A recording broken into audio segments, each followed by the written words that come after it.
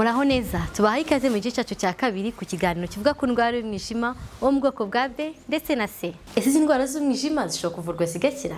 Indwara y'umwijima mu bwoko bwa C ishobora kuvurwa igakira burundu, nyamara uwayirwaye ashobora kongera kuyandura.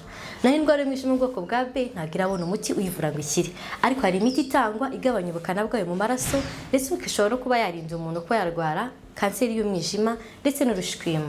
Musho kwibaza muti ese izi ndwara z'umwijima zifite urukingo? Indwara y'umwijima mu bwoko bwa B urukingo rwayo rurahari, ariko indwara y'umwijima mu bwoko bwa C nta rukingo ruhari. Ese ni ngombwa kwipimisha mbere yo gufata urukingo? Kugira ngo umenye ko urukingo ugiye guhabwa ruzakugira akamaro, ni byiza kubanza kumenya ko utanduye iyi ndwara y'umwijima mu bwoko bwa B. Nubwo urukingo ntacyo rwagutwara, ariko nta n'icyo rwakumarira. Nyamara mu gihe ubonye kwipimisha bitagushobokera, wafata urukingo ukazaba wipimisha nyuma. Musho kwibaza muti ese niba ndi bakeneye urukingo rw'indwara y'umwijima mu bwoko bwa B? Abana bakivuka, abakozi bo kwa muganga, abantu bafite virusi itera sida, abantu bita ku barwayi bafite iyi ndwara y'umwijima mu bwoko bwa B, abantu bakunda kujya mu bihugu birimo iyi ndwara cyane, ndetse n'abandi bantu bose bifuza kwirinda iyi ndwara y'umwijima mu bwoko bwa B. Ese birashoboka ko umugore utwite cyangwa wonsa nawe yafata urukingo rw'indwara y'umwijima wo mu bwoko bwa B?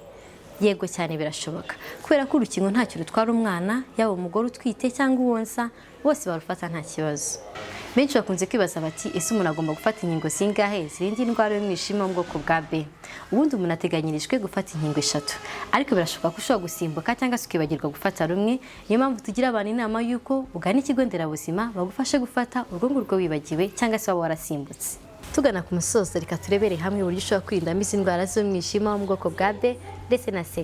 Icya mbere na mbere ni ukubanza kwirinda aho izi ndwara zandurira, cyane cyane kwirinda gukora imibonano mpuzabitsina idakingiye, kwirinda gukoresha ibikoresho bikomeretsanya ndetse n'ibindi n'ibindi.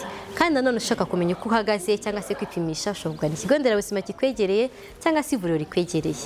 Mwakoze kubana natwe.